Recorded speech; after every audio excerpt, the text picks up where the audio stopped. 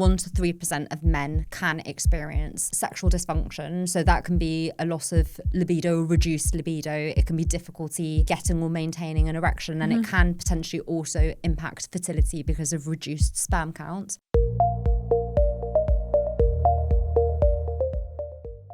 Welcome back to Patient in the Room. My name is Dr. Stephanie Eltz. I'm CEO and co-founder of Doctify.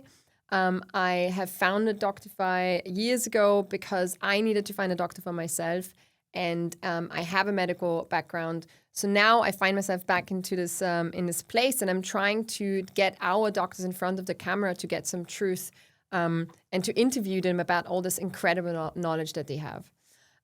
So today we're talking about hair loss. It affects 80% of men and 50% of women. That really surprised me. It's a hugely high number. And when it affects you, it is absolutely devastating, and it really takes over your life. Dr.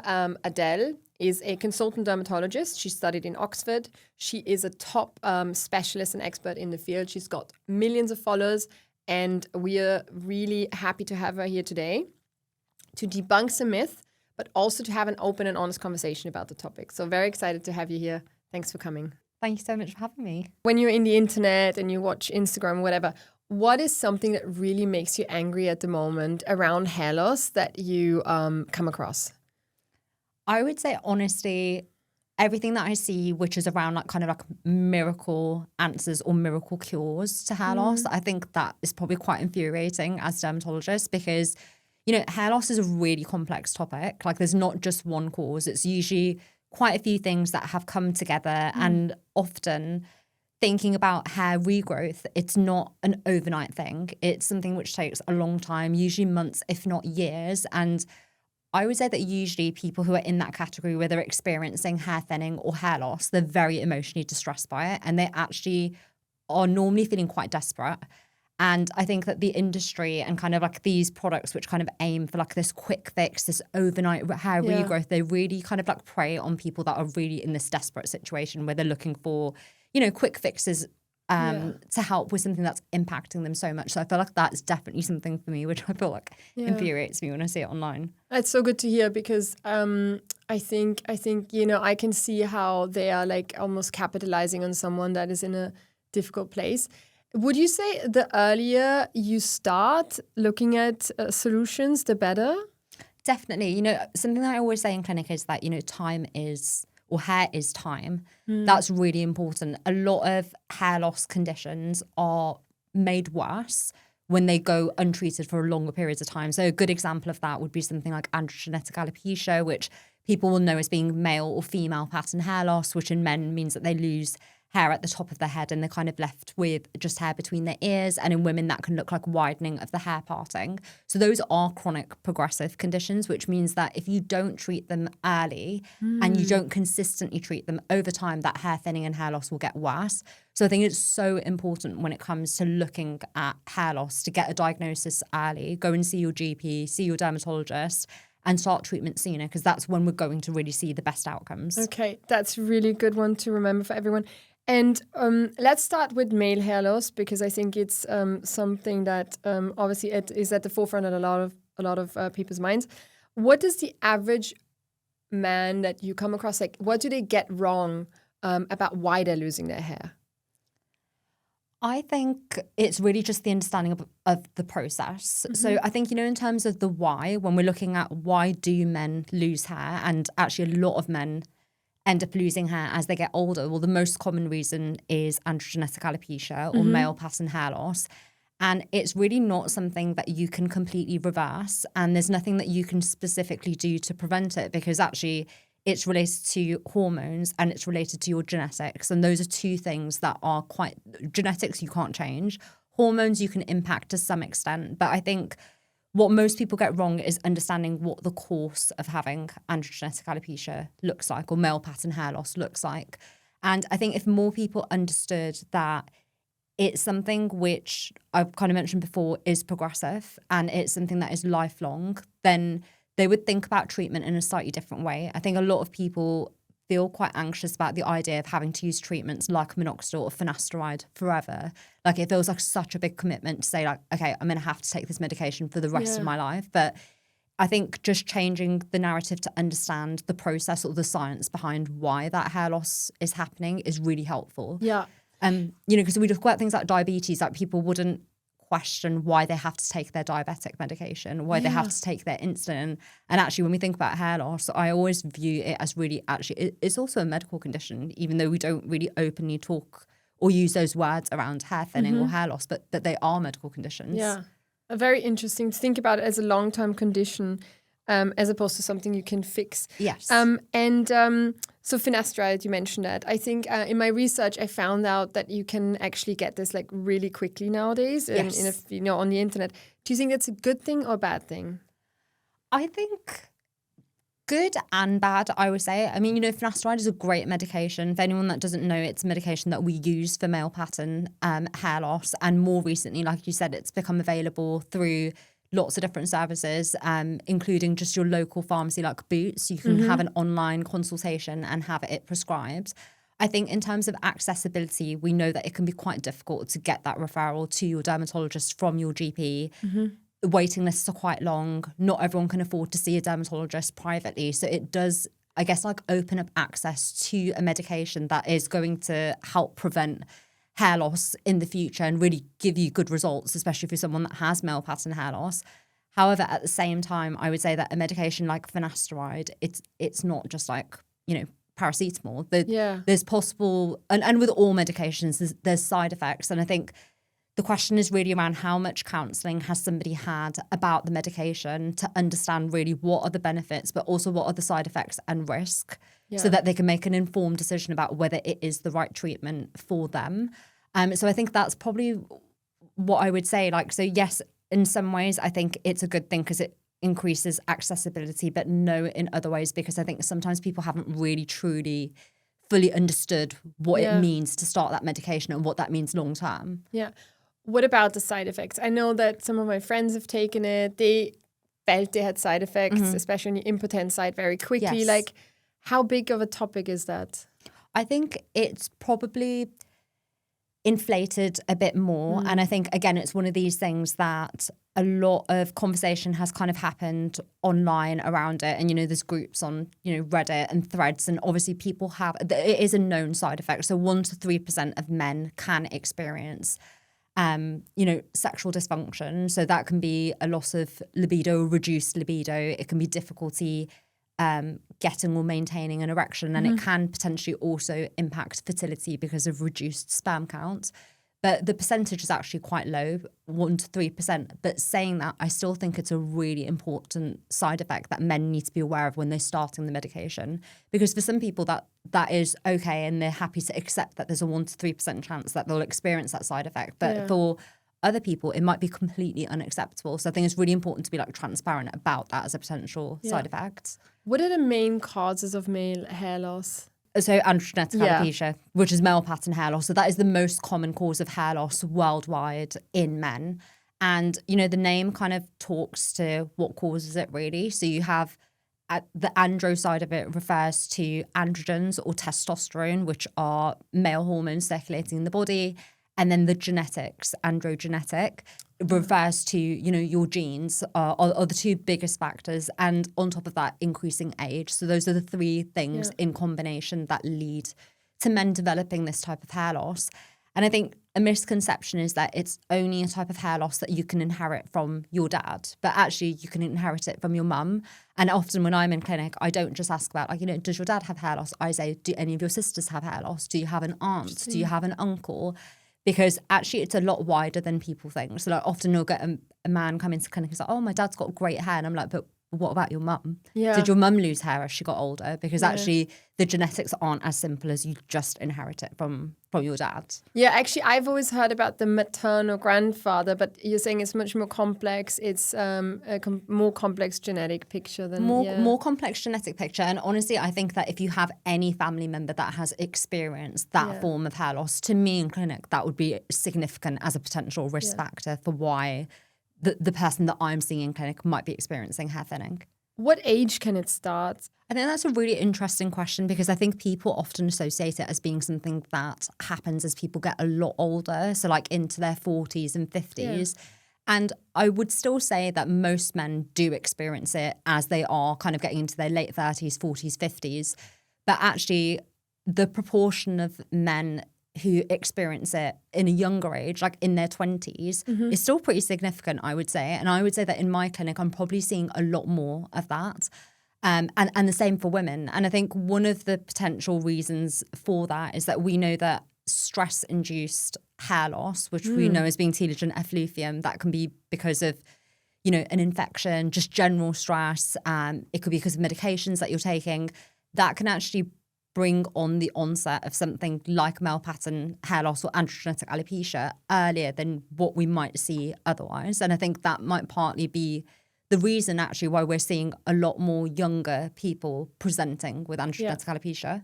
But if you're in your early 20s, you experience hair loss, like don't feel strange or just go and see a doctor, right? It's not like, I think that's a big message maybe. 100%. And I think that, there's a couple of different messages, which is the one, like, absolutely go and see your doctor if you are concerned about your hair loss. And I think, I think a lot of people feel,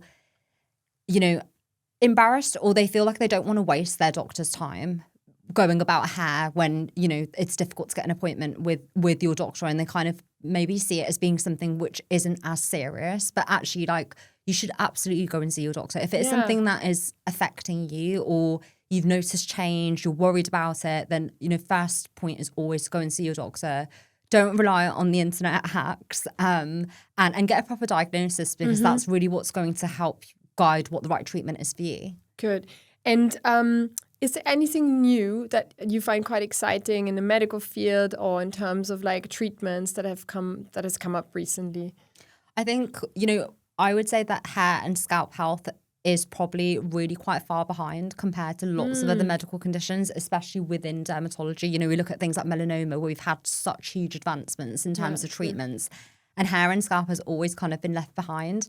We are kind of seeing some new treatments kind of emerging more sort of out of the US that might have ability to regenerate hair follicles in the very early stages of clinical trials. But I think there is some exciting things coming, and I'm really interested to see what the landscape is going to look like in the next couple of years. Okay, so there's hope for like exciting new treatments. Yeah. I'd love to talk about female hair loss. Again, something that affected two of my very close friends, and it's extremely hard emotionally, and it's much more hidden. Why do we not talk about it? Do you know what's interesting? I actually feel that women talk about it more than men. Interesting. I think that for men, it feels more of a sensitive topic and like potentially related to their masculinity. What I'm seeing more is that women, especially more recently, can speak to their friends about it. And we're seeing a lot more women online talking about their hair growth journeys and the issues that maybe they've experienced, like after they've had a baby, or if they're perimenopausal and postmenopausal. I would definitely agree that, historically, like maybe like 5+ years ago, conversation around hair thinning and hair loss was really, I would say, like almost like a little bit taboo. Like there was a bit of stigma attached to it. I think people felt quite embarrassed talking about it. I think, you link, there's an element of people perceiving like hair linked to like beauty, and I think people didn't want to talk about it then. But I think the conversation has changed so much in the last couple of years. And like, my friends, if any of them were experiencing hair thinning, they would ask each other, like, what did you do after you had a baby? Is there anything that you found helped? And I think, like I said, I'm seeing a lot more women coming online and being really transparent about their hair growth journeys and what's worked for them, why they experience hair loss. And I think there's more of like a community feel to people acknowledging that it's not anything to be embarrassed about. And actually it's a really common thing that affects actually most people at some point in their life. And, I love that. I love that there's more open conversation around it, because I think having support from other people that have experienced it is so important. And so I guess it's the same thing with women. If you experience hair loss, go see someone as early as possible. If there's no obvious cause, like you've just had a baby. What happens in clinic? Like, as in, I mean, there's a history and so on, but would you take a biopsy of the scalp, or what's the usual, what happens when you go to clinic?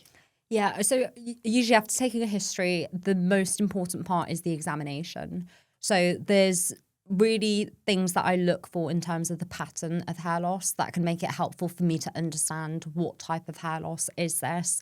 A couple of things that we kind of touched on when we were talking about sort of female male pattern hair loss is looking at the parting, for example, in women. So often they get a widening parting, reduced density or thickness of the hair overall, but also sometimes thinning in the temples. In men, it's loss of hair at the top of their scalp. But aside from those two conditions, there's other things that really can help me to point towards a certain direction. So like when we look at things like traction alopecia, there can be sort of loss of hair, specifically the baby hairs at the front, or retention of the baby hairs at the front, but loss of hairs behind that, which can, be related to wearing like very tight hairstyles. But then we've got other types of hair loss as well, especially the scarring alopecias that can present in a certain way, or like alopecia areata, where there's very well-defined like circles or patches of hair that are lost. So the examination is super important. So just looking at the hair, but then also taking a very close look at the scalp.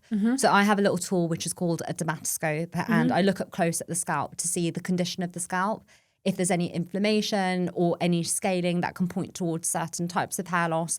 And then also do something called a hair pull test. So the hair pull test is a way to check whether somebody is shedding more than what is considered normal. So we basically grab at about 40 to 60 hairs and we gently tug them and see if they're losing more than sort of 2-3 hairs in each area, and that can be a good sign.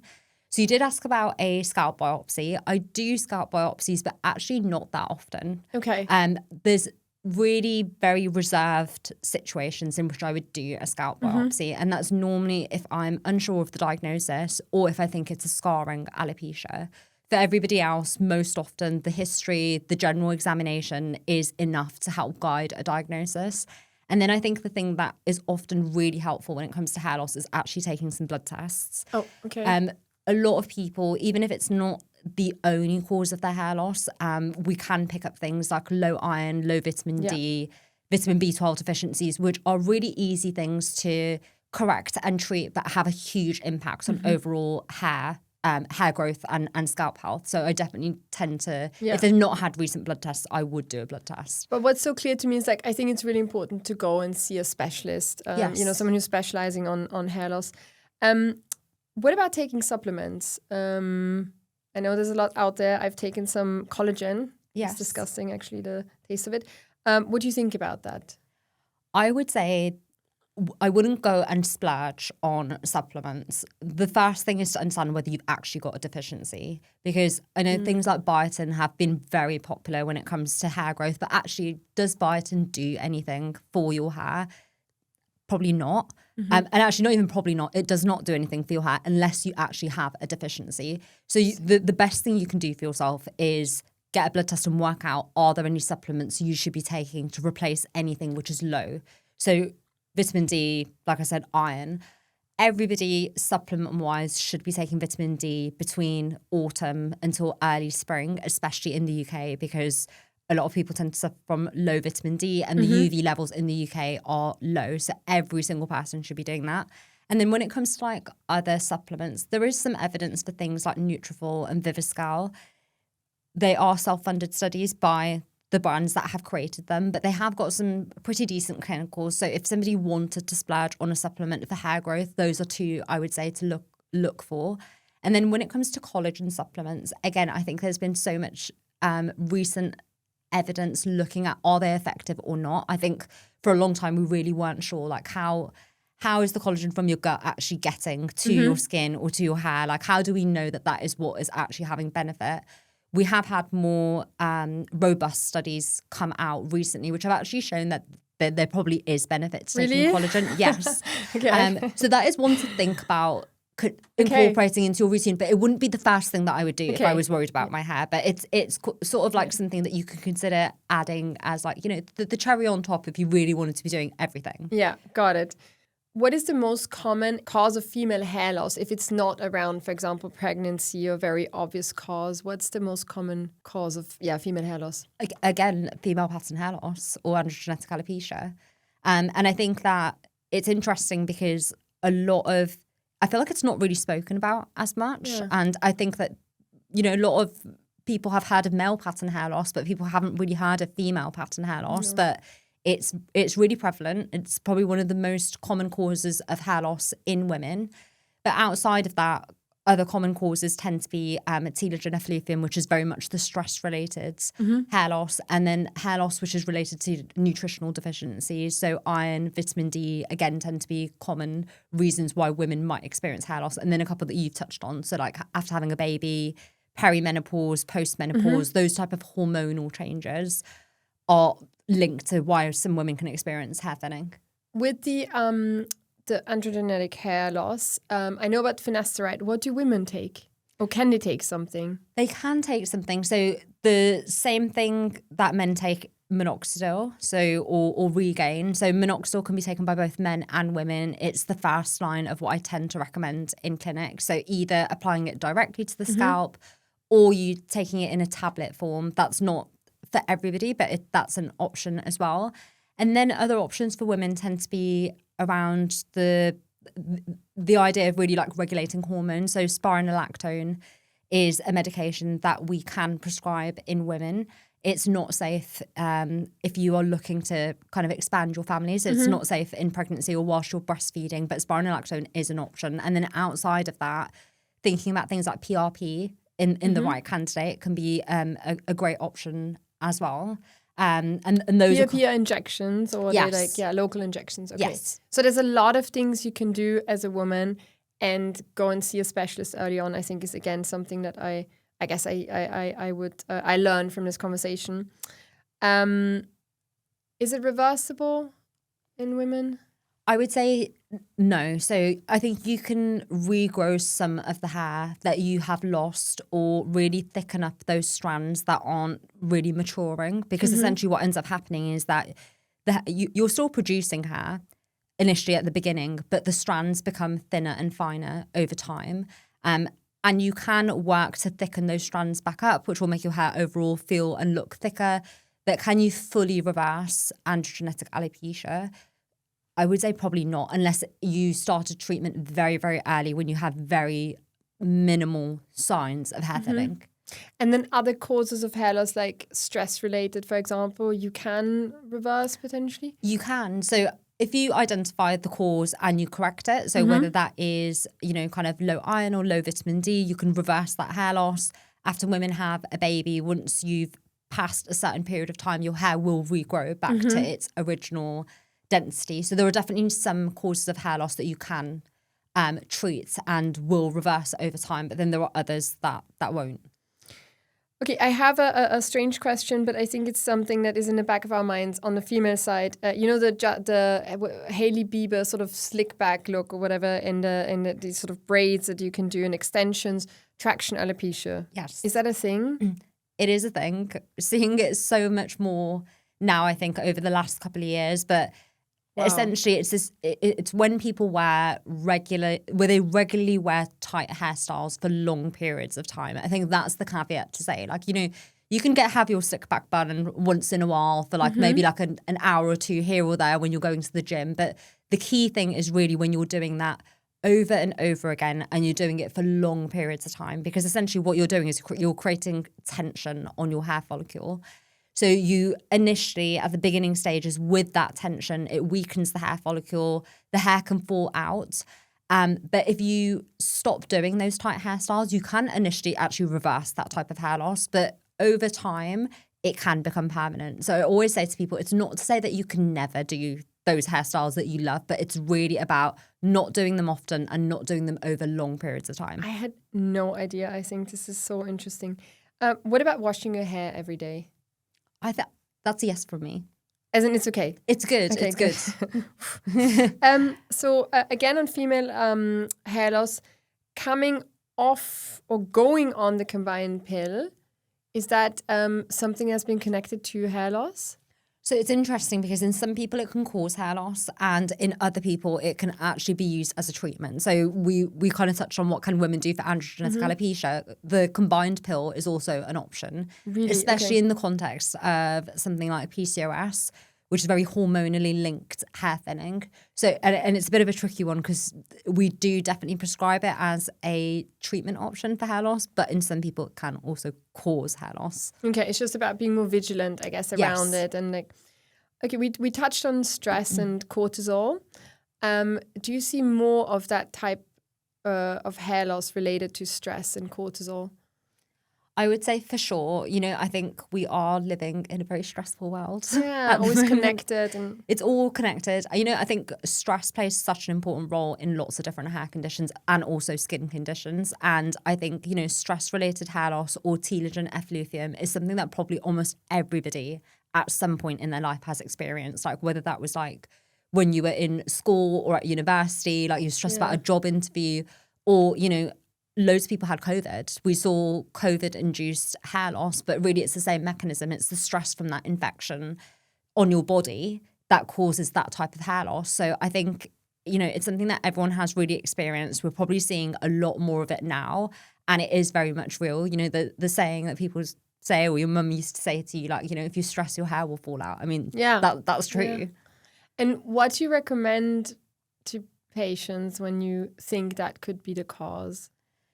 Probably what they don't want to hear, which is to try to relax more. Yeah. I know that sounds like so counterproductive to say, but, when, like we're saying, we live in this world where stress is something which is almost unavoidable. So how do we kind of like build habits or change what we're doing to really truly try to de-stress? So, simple things like exercise, which sounds like really obvious. I mean, my husband's a psychiatrist and he talks about this all the time, the importance of actually doing regular exercise and how important that is for like endorphins and reducing stress. And, that doesn't necessarily mean like getting yourself to a gym. It can just be going for a walk. And I think just taking some time for self-care in a world where things feel so busy can just be some small things that people can do to try to reduce stress levels. Yeah. And I guess it's such a warning signal if your hair falls out. Definitely. I mean, and you just have to like think about your lifestyle a bit probably. But again, this is probably one that is more reversible. Yes. Yeah. Okay. Good. What about scalp massage? Or I was always told if you brush your hair a lot, like it's really good for, I don't know, blood flow and so on. Is that a myth? I would say the brushing because there was this thing, wasn't there? Like you should brush your hair like 100 times a day. Yeah. I don't know where that came from. Yeah. But I would say definitely don't do that. Okay. One of the things with brushing your hair is actually the mechanical damage that you cause to your hair. So if you are repeatedly running a comb through your hair, you are causing stress on the actual hair strands and you're causing essentially mechanical damage. And I think people often think about, when they think about damaged hair, two things come to people's mind. One is heat and one is bleach. The other is bleach. So everyone always thinks like, oh, if we're talking about hair damage, that must mean heat or bleach. But actually, damage to your hair extends beyond that. And you've got mechanical damage, you've got UV damage. So I would say don't brush your hair 100 times a day. But scalp massage on the other hand, has got some evidence that it can help to stimulate hair growth, it boosts blood flow to your scalp and increase hair density. And actually, it costs nothing. You can do it with your hands. You don't need to invest in like a fancy tool. It's a little bit of self-care that you can do, for a couple of minutes each day. So for me, I think, it's a yes. If you want to put that into your routine, I think it's a good option. Good to hear. What about, we always talk about eating protein for our muscles and so on. Is it helpful for hair growth? Yes. Oh. It is. So, having a good protein intake, however it is that you're choosing to build that into your routine, whether that's like egg, milk, nuts, we definitely know that having sufficient protein in your diet is really important for your overall hair health. And it is very full circle when we think about having a healthy scalp and having healthy hair, because there's one side which is really, I don't want to call it the extreme, but in some people's mind it is the extreme of when we look at medications, but there's also the element of like how you're looking after your hair, how you're washing your hair, what you're washing it with, your lifestyle, which is your diet, your exercise, and it's the combination of doing all of those things together consistently is what gives the best results, not just Minoxidil alone and not just Finasteride alone. And that's why I always try to like counsel people on in clinic. It's really this whole holistic picture when you're looking at having healthy hair. So it reflects your whole, I guess, soul and body in some shape or form. Can you talk a little bit more about, I think it's a difficult question, but like hair loss, when it's reversible, when it isn't? Maybe you can give us a few more sentences around that topic. Yeah, so I mean, one way in which we sort of split understanding whether hair is going to regrow or not is by thinking about it in two categories. So one is scarring alopecias and the other is non-scarring alopecias. So when we refer to scarring alopecias, these are conditions in which the hair follicle itself is destroyed by inflammation, and that can be things like lichen planus. It can be things like discoid lupus, where we have certain conditions where we know that if the hair follicle scars, the hair will not regrow. Which are rare, right? Which are a lot rarer. They're not. It's not something that a lot of people will experience. But for the context of me in clinic, I see them quite frequently. But I think that's just because of my job as being a dermatologist who specialises in hair. But actually, more commonly, more alopecias. And just for reference, when I'm talking about alopecia, I feel like it can feel like a big word, but medically, any type of hair loss we call alopecia. So whether that's stress-related hair loss or otherwise, we refer to the term alopecia. And I think a lot of people, when they think of alopecia, they think that that must mean that you've lost almost all of your hair. So I just wanted to clarify that. And then we've got the non-scarring alopecias, which are more frequent actually. So that's like your telogen effluvium, or your stress-related hair loss, your PCOS-related hair loss, your androgenetic alopecias, which technically they come under non-scarring because the hair follicle is still there. It's not scarred over. And, we touched on these newer treatments that are coming out. I say right now, androgenetic alopecia is not reversible, but who knows in 5 to 10 years' time, with the new medications that they're currently working on, it might be reversible. Yeah. Not reversible, but you can maybe improve things slightly, right? With, I don't know, some treatments. At the moment, yes, so not completely reversible, but I would say watch this space because I think there's some really exciting research coming out which may actually reverse androgenetic alopecia. I really want to talk a little bit about hair transplant. When do you send people off to have a hair transplant? Would you think about it? And that's a really great question. I think, hair transplants are something that have been gaining so much traction over the last couple of years. And we're definitely seeing a lot of people now going abroad and to Turkey to have hair transplants. And, I think they can be a great option in some people. I think it's really important that people truly understand what the risks are associated with hair transplants. And I think that one of the biggest mistakes I see people making when it comes to hair transplants is going too early and going too aggressively. So when I say that, when somebody has a hair transplant, the hair follicles, they're grafted from your own scalp and you've only got a certain number of hair follicles on your scalp. So you have to be very strategic with when you have a hair transplant and how many of those follicles you graft, right? And I think that having hair transplants or having a hair transplant when you're very, very young and you don't know the extent of what your hair loss is going to be like over time, and doing it very aggressively where you graft lots, you transplant lots, you go for, an unnaturally low hairline, in a couple of years, you're probably going to be really disappointed with what your results look like. Because what I find is that a lot of people would have been better off if they hadn't gone for such a low hairline and saved some of those hair follicles to go on the top of their scalp as their hair loss progresses over time. And secondly, I think that when people go and have a hair transplant, they think it's like a one and done. But actually, the thing that we spoke about before, which is that when we talk about androgenetic alopecia, it's chronic and it's progressive. So that means that if you replace the hair that you are losing, let's say it's the temples, the hairline's like receding, over time, you're still going to lose hair from, sort of the middle of your head to the back. And people don't think about that. So they think it's one and done. They've gone and had a hair transplant. They don't need to worry about anything. But actually, if you are having a hair transplant, any good hair transplant surgeon will tell you it's hair transplant plus Minoxidil or Finasteride. It's not a hair transplant and then you are done. I think probably the other thing to just mention about having hair transplants kind of done abroad is that, it's so important to really look at the practitioner who is doing that, because I think I've just seen so many horror stories of like the way in which the procedures are taking place, infection after having the procedure done, but also just like a lack of, you know, it's almost a bit like a factory. They do them so quickly, it's like in and out, but actually it's a really intricate procedure to do because you have to really think about the direction that the hair is going to grow out. Like it's fine to transplant it, but if you've just put everything in and you're not even looking or thinking about what the final result is going to be like, a lot of people end up with hair transplants that they're not really very happy with. Yeah. I have a controversial last question, especially on male hair loss. What about if we rethink it and it becomes not a negative, but a symbol of, you know, if you think about Jason Statham or whatever, something that is a symbol of, I don't know, having a lot of testosterone or whatever. Have you come across that? Is that something that's growing? I would say that there's definitely men who own, you know, having gone through, you know, a process of losing hair over time, and, you know, they rock it and they love it and it doesn't, you know, impact them or their confidence, and it's something that they are happy with. And I think that's amazing.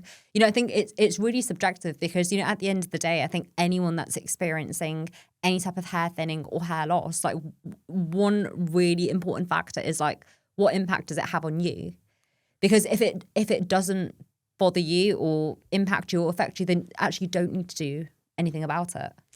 Thank you so much for coming here today. I learned so much. I really, really loved it. And I hope that, and I think that a lot of people who listen to this will feel picked up. And so thank you so much for today. If you liked any of today's show, please comment, like, share. I think commenting actually is really important for other patients who may suffer from hair loss, and it just makes you feel less alone. Subscribe with our channel. Tell us what you want to hear next. But most importantly, we are not giving medical advice here. This is just general information. If you have a concern, please see a doctor. Maybe find him on Doctify. But anyhow, thanks for listening today.